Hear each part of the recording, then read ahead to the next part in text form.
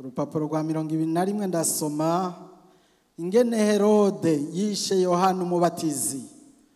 Muri ico gihe umwami Herode yumva inkuru za Yesu, abwira abagendanyi biwe ati uwo ni Yohana umubatizi yazutse mu bapfuye, nico gituma ivyo bitangaza bikorera muri we.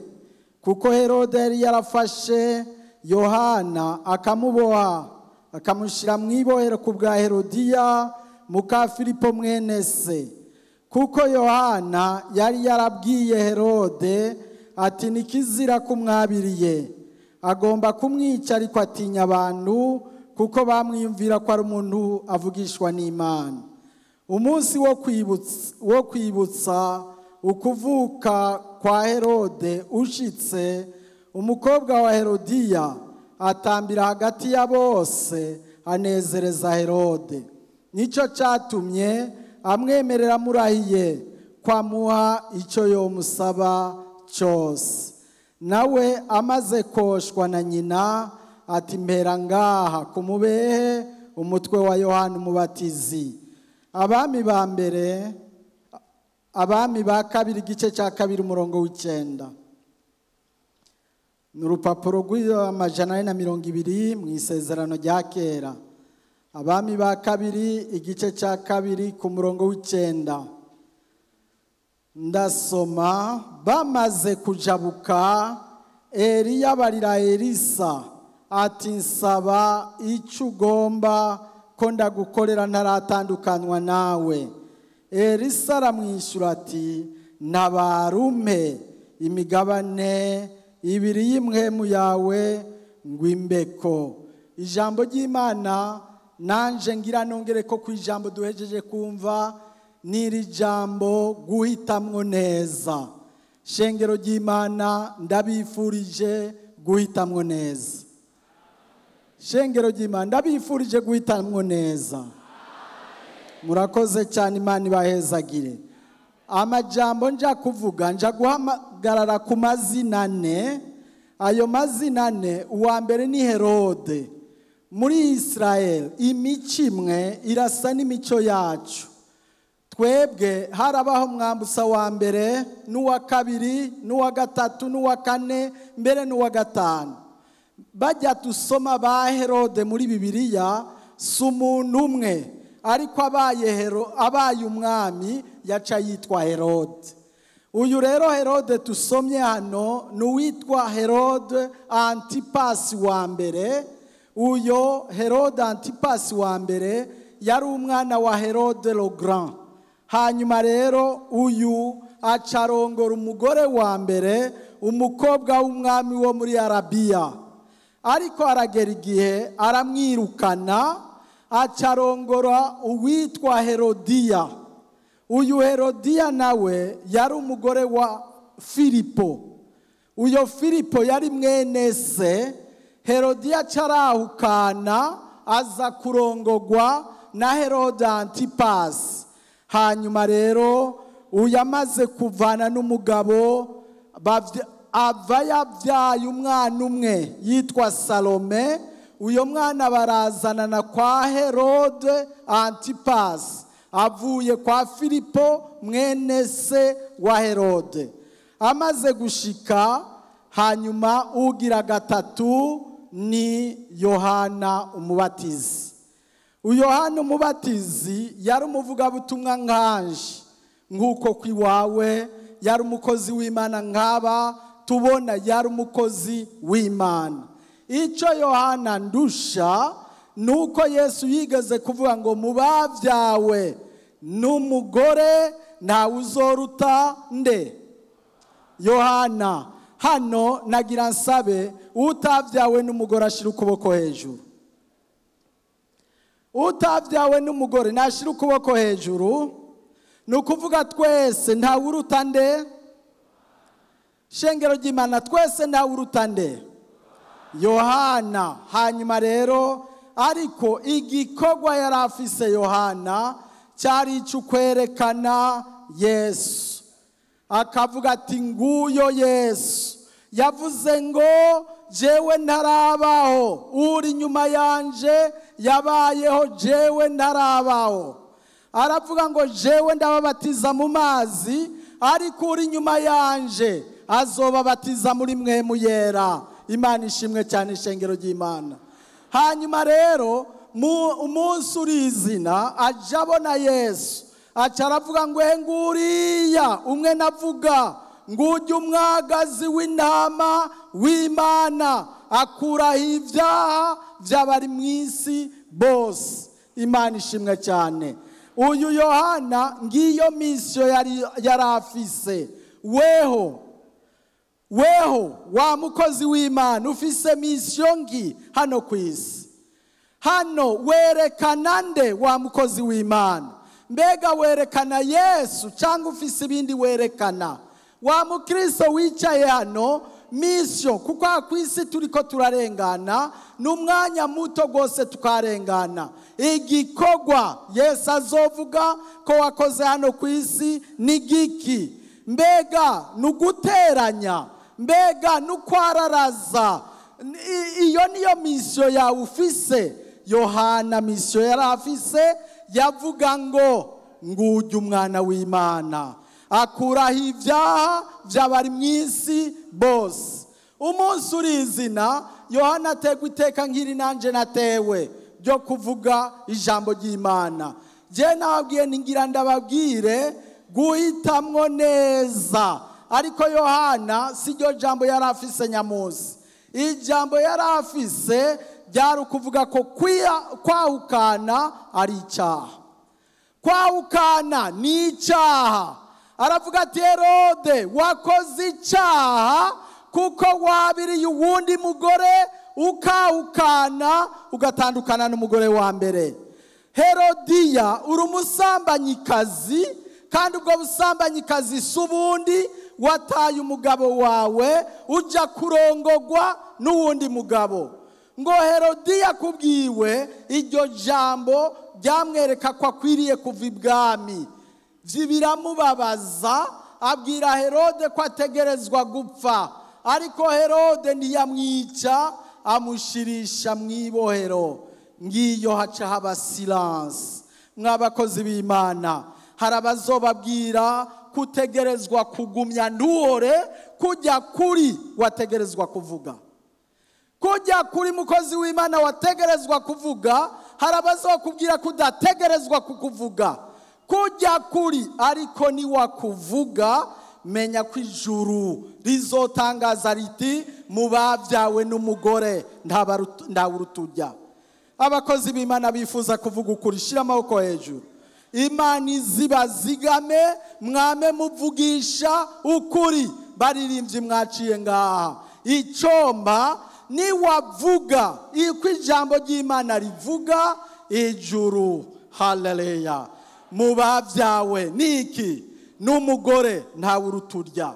Niko Yohana yagize. Hanyuma rero silence iba irabaye, haba gacerere. Nta muntu numwe akivuga ko Herode yahukanye, nta muntu numwe akivuga ko Herodiya ari umusambanyikazi. Haba silence. Umunsi wa anniversaire shengero ry'Imana ucurashika.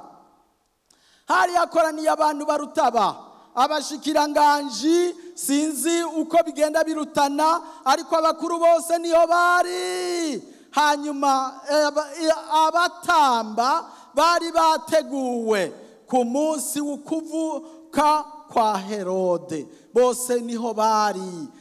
Na Salome wa mukobwa wa Filipo, ariko Herodiya yazananye kwa Herode Antipasi, nawe yari mu baja gutamba. Hanyuma umunsi mukuru umaze kuba mwiza cyane, ngo abatamvyi baratamba, Herodiya araramukigwa, bose baratamba, bose barahaguruka. Ibaza abantu ngabo bahagurutse, Herodiya ariko aratamba na Herode arahaguruka, bose bakoma amashyi uko Herodiya yatamba. Ngo Herode araruha arahagarika ati hagarika mukobwa, nsaba icyo ugize gute? Nsaba icyo ugize gute? Icyo ugomba ndakiguha, nawe aho kiba igisate cy'ubwami. Bantu bose barahagaze. Ico kibazo nico Yesu akubaza uno munsi.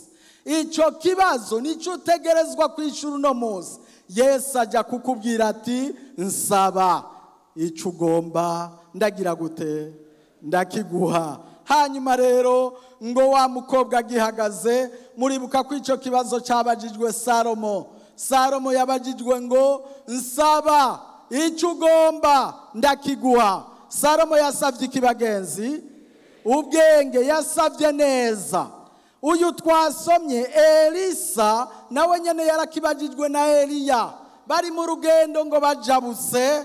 Eliya arahindukira abwira Elisa ati nsaba ico ugomba ntaratandukanwa nawe. Ico kibazo na Yuda yarakibajijwe n'abaherezi, baramubajije bati tuguhe iki? Yuda ahitamwo intete z'ifeza 30. Yahisemwo nabi. Yuda ahitamwo nabi. Uno munsi gomba uhite mw'isi ejo guhinduka. Gomba uhite mw'ugwango ejo ruzoguhinduka. Uno munsi Yesu akubwira ngo nsaba ico ugomba ndagira gute ndakiguha. Ko mutanyishura mwabantu, nsaba ico ugomba ndagira gute ndakiguha. Abifuza gusaba umwami Yesu, haleluya. Nanje ndafise ico no musaba. Salomo agihagaze, bose bahagaze aho bariteze. Ndibaza ko abatware bafashe umwami Herode gutwara, bose baja biteguye kunamira Salome, mu gihe yovuga ati ndasavye kuba icegera cawe, icegera c'umwami. Haleluya. Bose bariteguye kunamira nde? Salome. Bahagaze bose bariteguye kunama, ariko Salome ati ndafise mama. Ndafise mama. Abafise abana bagira uko. Abafise abana kwayo maboko yagira uko. Ubagize kwari benshi gira uko. Abafise abana mubahanura iki? Oya, ayo maboko sisavye ko amanuka yagorora. Mubahanura iki? Gusaba neza. Imana ibahezagire. Ati ndafise mama, acava hano arirukanga niyo nyinari. Mama. Umwami avuze ngo nsaba ico ngomba cyose arakima. Nsaba ikiga mama. Nyina atumviriza. Ndafise umuyobe, ndafise umugesera. Uyo mugesera yitwa Yohana. Shengero ry'Imana, abafise abagesera manika amaboko hejuru.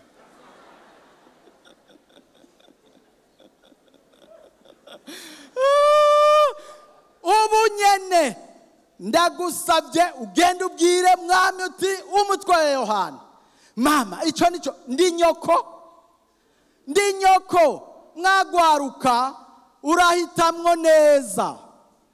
Ndagwaruka ruri hano, ngira ruri hanze. Mwagwaruka murahitemwo neza. Urahitamwo ico kugirira ikimazi, ico girira ikimazi mugenzawe, ico girira ikimazi igihugu. Ariko ibisigaye vyose ndaco bizokumarira. Ati ndi nyoko ndagutumye, genda umusabe ico. Mbere n'umubehe nguyu.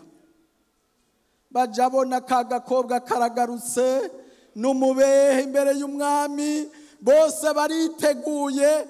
Ngiriyo imbere y'umukuru murazi ukuntu utegerezwa guhagarara. Bariteguye bose. Baja bumva avuze ngo mpumutwe wande wa Yohana. Mpumutwe wande wa Yohana. Shengero ry'Imana, ngira ndangiza. Yesu avuga ati nsaba ico ugize gute cyugomba. Yesu avuga ati nsaba ico ugize gute cyugomba. Nama nsaba Imana ntimana icyo mpa nkazorangiza neza. icyomba hari igihugu cyiza cyane twasezeraniwe n'Imana tukihorere twizeye kuko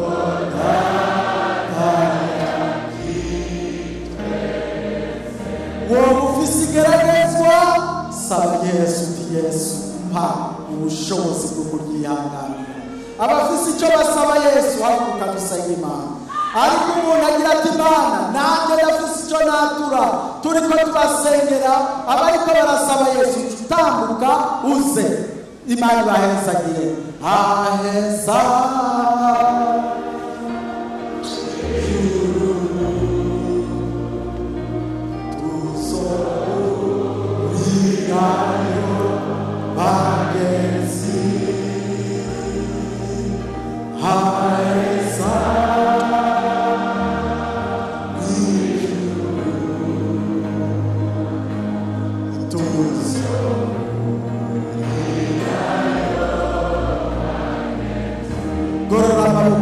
Sengere ufise icyagira saba umwami Yesu twavuze tutufise icyo yatura nawe turiko turasenga acaza nsaba umukozi w'Imana asengera ivyo biganza biri imbere y'umwami Imana bifise icyo bigira bisabe ndamusaba se Baba wa mbingu na nchi tunakushukuru sana kwa neno lako ambalo umekuja kwetu asubuhi ya leo. Asante Bwana maana umesema na watoto wako na watu wako. Watu wako wamesimama mbele yako na mahitaji mbalimbali wanatamani wewe wakuombe ili upate kuwasaidia katika maisha yao. Bwana tunawaweka mbele za macho yako kwamba Bwana uwatendee mema na uwasaidie. Katika jina la Yesu Kristo wa Nazareti, wasaidie kwamba Bwana wakuombe kutoka kwako Bwana na wewe uwatendee mema katika maisha yao. Katika jina la Yesu Kristo najua mahitaji ya kila aliyeko hapa na kila aliyeinua mkono wake Bwana. Hao ni watu wako, kutana mahitaji yao mbalimbali na tamani wewe uwatendee mema na uwasaidie. Katika jina la Yesu wa Nazareti, Bwana usaidie wa mama, usaidie wa baba, saidia watu wako Mwokozi wa milele. Kuna watu wanao msaada wako katika maisha yao kwa ajili ya roho zao na dhambi zao. Kwa jina la Yesu uwasamehe dhambi zao na makosa yao. Usafishe mioyo yao kwa ile damu yako yenye nguvu sana. Waombe upe ndani ya maisha yao ewe Bwana. Wape ushindi dhidi ya dhambi kwa jina la Yesu. Wape kusimama imara leo kupenda kutumikia wewe Bwana. Hata kuna watu wanapitia mambo magumu mbalimbali, majaribu aina nyingi na shida mbalimbali na changamoto mbalimbali. Yesu washike, Yesu wasaidie, Yesu watetee, Yesu wainue, Yesu wasaidie Bwana. Acha yote katika mikono yako na unafanya mema. Kwa jina la Yesu Mwokozi tumeomba. Amen. Ndabasaba mwicare. Aheza mw'ijuru